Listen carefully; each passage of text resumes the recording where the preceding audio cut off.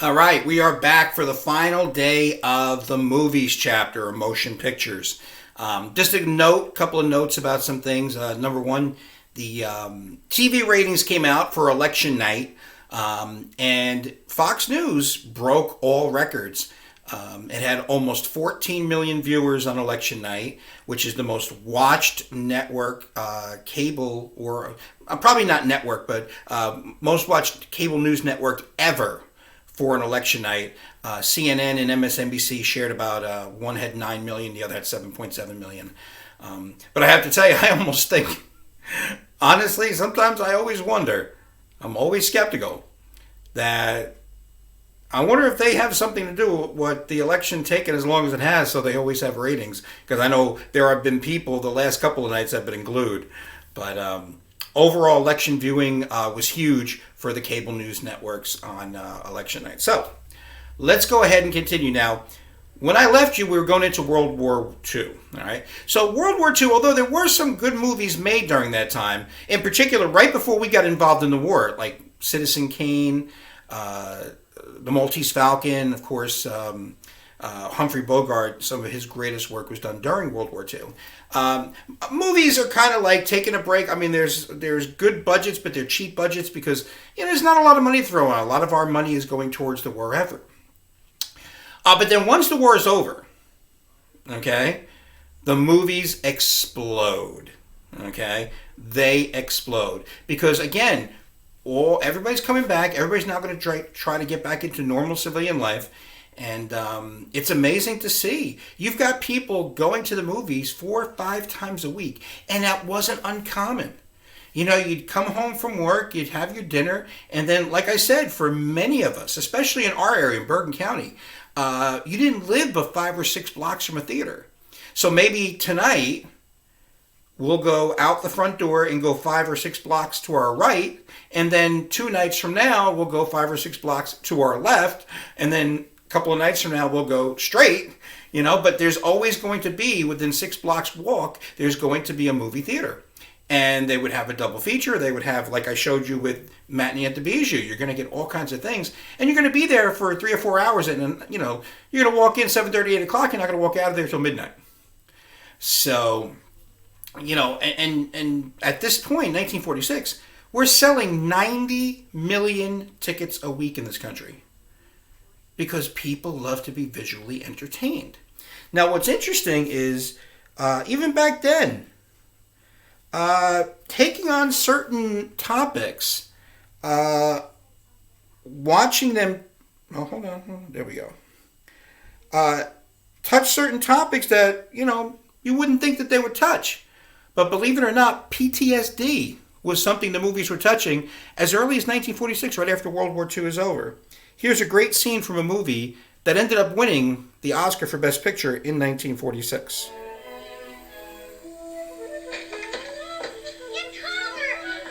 Gotta get that light out of there. This movie's called The Best Years of Our Lives.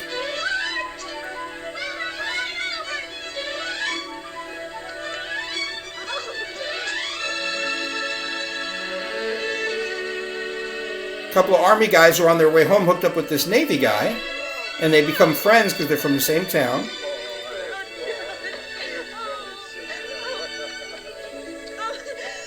And here comes the girl from next door, and I don't know if you see, but the sailor is not an actor. He's actually a real-life naval hero from World War II who lost his hands.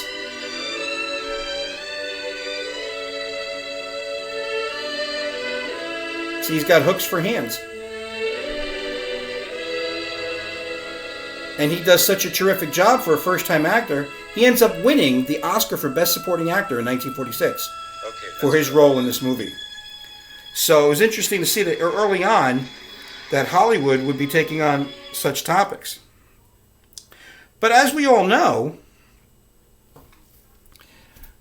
especially from not only your TV chapter, from the midterm, by 1948, 1950, television is starting to rise and movies are starting to drop off. As a matter of fact, take a look at this.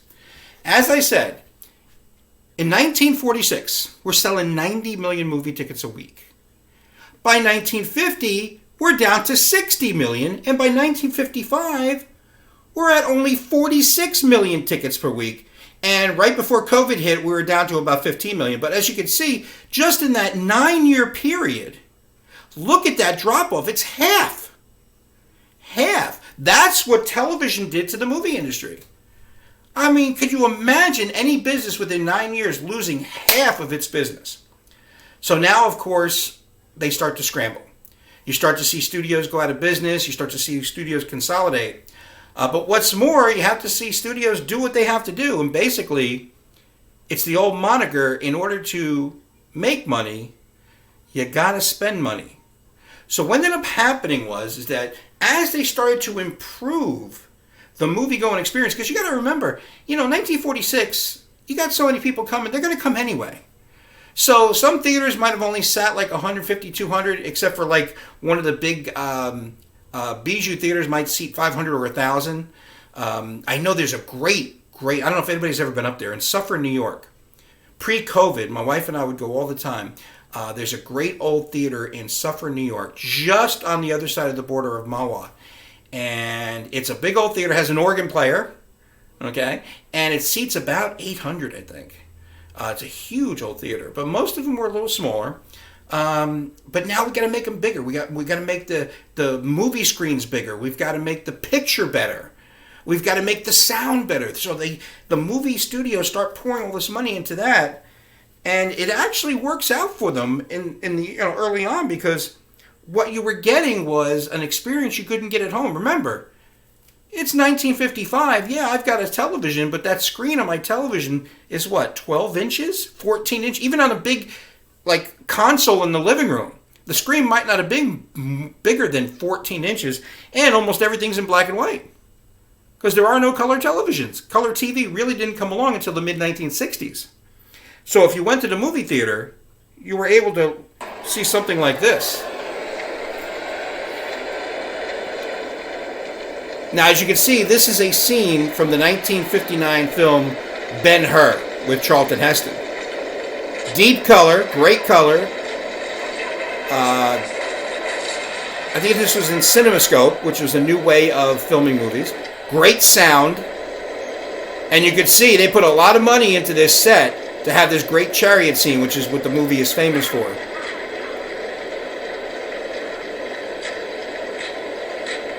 And it really did start paying off, because what you started to see now was the movie-going experience. In 1946, you're going 3 times, maybe 4 times a week. But now, because you're home, we're going to make it more of an experience. Like, once we get to the weekend, now the work week's over, you want to look for something to do. Because remember, one of the reasons why television grew so quickly was the baby boom. Well, by 1955, I got a couple kids at home. I got to get out of the house. How about dinner and a movie? And this is where dinner and a movie came from. Because pre-World War II, you ate dinner at home and then you walked to the theater. But now it's going to become an event. Going to the theater was going to be, let's go out to dinner and then we'll go to the movie. And we go once a week, maybe on Saturday or Friday night. And that's a big reason why movies are always released on Friday nights. Rarely before that. Sometimes they're released on Wednesdays, but mostly it's on Friday nights of a big weekend. They try to get everybody on the weekend who's going to go, because typically they won't go during the week, especially a work week. But now you had this experience where you're going to have dinner, and now you're going to see this big screen, much bigger screen than they used to have. Sound system, look at all these speakers, surround sound like they've never had before. And it was a real experience. And plus, it got you out of the house. Okay? And of course, the movie business continued to get bigger and better. And they started to do a little crossover too. For example,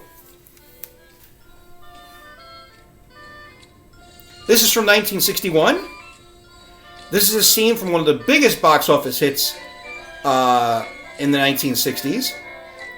Some of you may have heard they're already shooting, with Steven Spielberg as the director, the remake of this. This, of course, is West Side Story. And what I mean by crossover is that, of course, this movie made huge money at the box office. But also the soundtrack to this movie made a tremendous amount of money.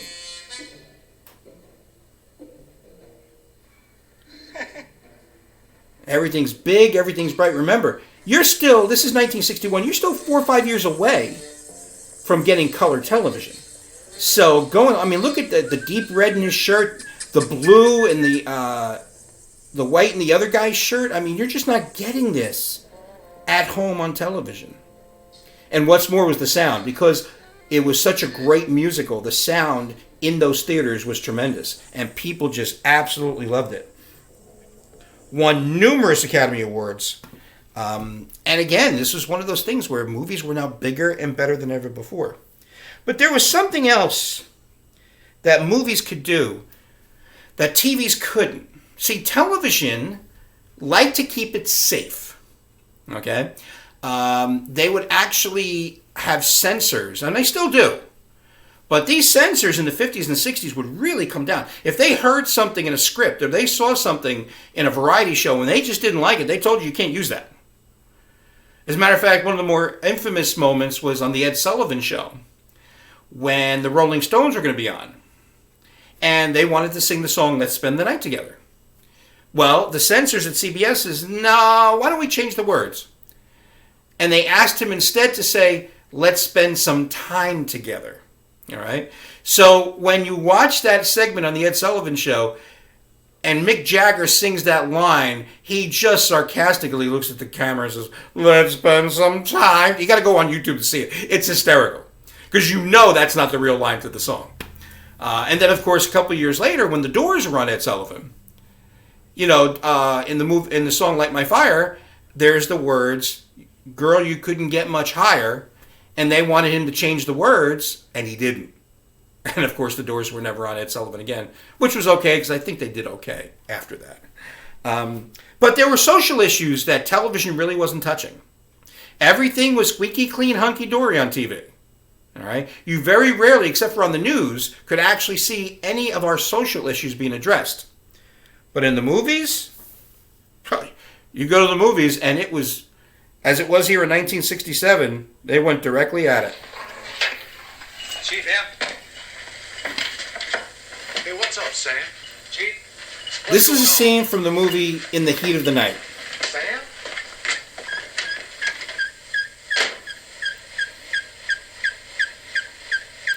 Now, I'm not going to play the whole clip for you, especially because my arms are going to get tired. But basically what you see here is a town called Sparta, Mississippi. And at 2 in the morning, a local businessman who was come down from Chicago was about to build this big warehouse. It's going to have 1,000 employees. The man's killed in the middle of the night. So now they're going to investigate. Well, as you saw Sidney Poitier, the black man with the tie, he was just in the train station. He had come in from one train, was waiting to take another train out. But he was a black man in white man's clothes, so he must be guilty. So that's why they brought him in. And they bring him in, they start questioning him about the murder, especially because he's got a lot of money on him. And even as the chief says, and I do strongly urge you watch this clip, because the clip is amazing. The chief says, hey, what is this? That's more money than I make in a month. How did you earn it? He says, I earn it 10 hours a day, 7 days a week. Black man can't earn that kind of money. How do you earn it? He says, I'm a police officer. He says, where's? In Mississippi? Pennsylvania. How does he earn that kind of money in Pennsylvania? I'm a police officer. And then Sidney Poitier brings out his badge. And what's more is you later find out a few minutes later that not only is he a Philadelphia, Pennsylvania police officer, he's the top homicide detective. So now all of a sudden his chief tells him, you stay down there and help them solve this murder. Now all these white crackers now have to, suck up to this black guy who's the expert. And it makes for a very entertaining and interesting film, which was won Best Picture. And both gentlemen that you saw in that scene, the police chief, Rod Steiger, and Sidney Poitier, who plays Mr. Tibbs, Virgil Tibbs, he's the Philadelphia police officer, both were nominated for Best Actor. And it really gave you some insight to some of the racial strife that was going on in the South in the 60s that television just wasn't going to bring you. All right, we're going to lighten it up just a little bit because a couple of movie genres that have been huge for decades now, came out of nowhere. The first genre I want to tell you about that had kind of died out after the 1950s was science fiction. See, a lot of people during the mid to late 1950s liked science fiction because we had the whole nuclear scare with the Russians, and a couple of times we had a little tiffs with the Soviet Union and what would happen if there was nuclear war or an atomic age, and there were all kinds of aliens that grew out of the atomic age. But by the end of the 1950s, the science fiction genre had kind of died off.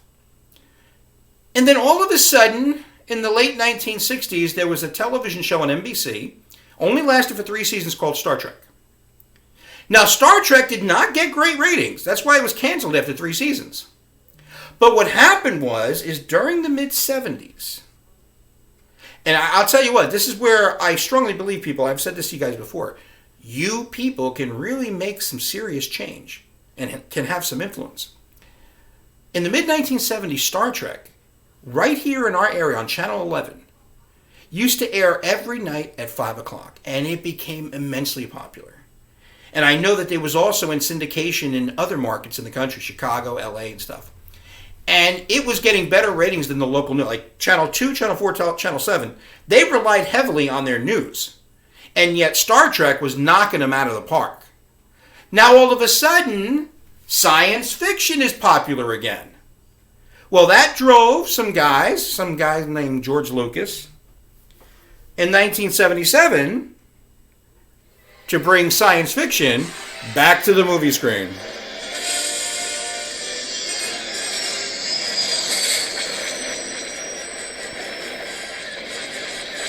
And we, of course, all know this is the opening scene. Now, I say it's the first Star Wars, but you Star Wars people, yeah, it's episode 4 or chapter 4, whatever. But see, here's the interesting thing, is for the first time on a movie screen, you're starting to see something called CGI, which is computer-generated imagery.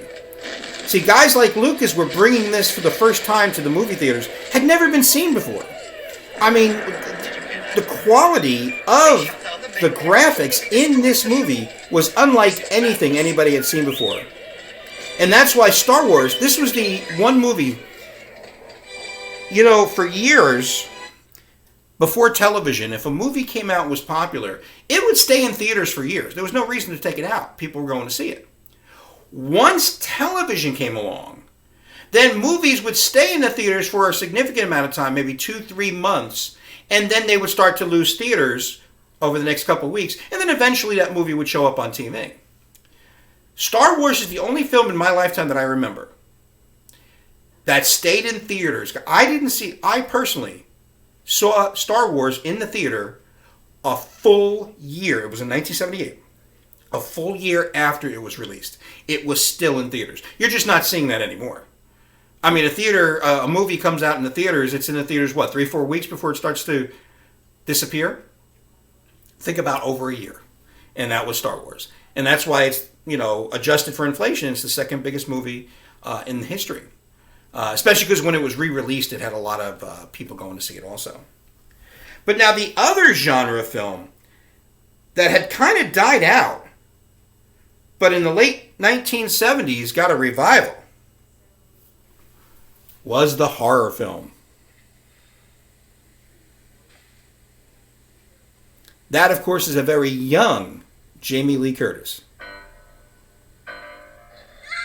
And this is the original 1978 Halloween, which was scary. Trust me when I tell you. Scared the bejesus out of people. Had them running out of the theaters. Because the horror genre had just disappeared. And to have, movie villains like, Michael Myers, just had never seen anything like that before. And we'll leave the rest of it to you watching the clip. And of course, whether it's science fiction, science fiction includes all the Marvel comics and stuff, DC comics, horror, a lot of the great horror films that have been out, just had died out until these movies had come out and were huge box office successes. There's one more thing I do want to talk to you about.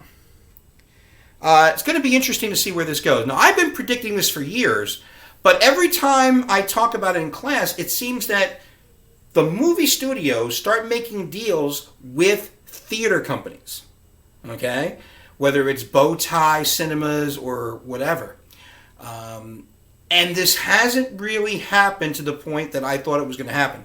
Of course, we did see it happen a year ago for the first time, and that, of course, is this movie here. Leave this weather, Frank. Huh? It's 85 degrees outside. Perfect. Hey, Tony Jake. Good to see you, Jimmy. People freezing to death in New York, and look at us. Huh? Hey. Why we don't live here all year round is what I want to know. Beautiful. It's summer. That, of course, is Al Pacino It's summer. with Robert De Niro. People aren't freezing to death. This is a scene from the movie The Irishman. It's summer.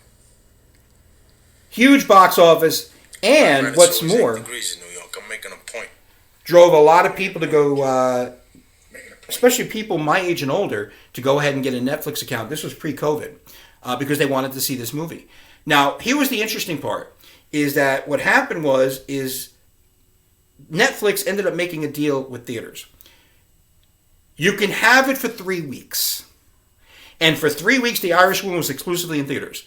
And then after 3 weeks, boom, they pulled it out and it was exclusively on Netflix.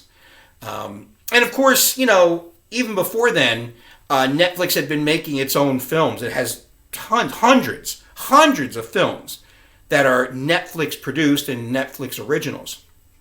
Same thing with Hulu, Amazon, everything else. And it's going to be interesting to see, because what I really strongly believe should happen, I don't know why it hasn't happened yet, is that when a movie comes out, first run film, that it's not only shown in the theaters, but it's also available for pay-per-view. That, say, for example, a new DC Comics come out, or a Marvel Comics movie. Personally, I don't know the difference between DC and Marvel. Anyway, but let's say one of those movies comes out, and you're all waiting to go see it in the theater. Now, there's nothing wrong with going to that great theater experience, but if you pay $25 and you invite a bunch of people over, and what's the minimum screen you have in your your parents' living room? 65 inches, 70 inches, right? Doesn't everybody have one of those giant TVs now? It could make for a great experience. And this way you don't have to go through the whole theater thing. The Irishman is what's as close as we came to it. There was actually going to be another experiment. They were going to try and do it simultaneously. Was, I think, a year or 2 years ago, John Travolta starred as John Gotti, the great New York mafia leader. And it didn't happen. It never materialized. It ended up just going straight to subscription. It didn't go both at the same time. But The Irishman is as close as it's come. It's going to be interesting to see, because I think you guys are going to drive this. You're just going to say, I don't feel like going to the theater, but I want to watch this movie. Let me have it now. And it'll force the movie studios to say to the theater companies, listen, Bowtie or AMC, the people want the movie. We're just going to go ahead and release it on pay-per-view. So that's about it. I didn't want to go too long. I went very long, but it is the movie chapter. So you've got your quiz. Okay. Your quiz will be due on Sunday night. I want to say that I've read some dynamite research papers. Many of you got your grades back already. I just want to say to those who sent them in early, I said I would release your grades today. As soon as I send this video, I will send you your grade. All right? Get to those movie quizzes, and we'll see you on Monday.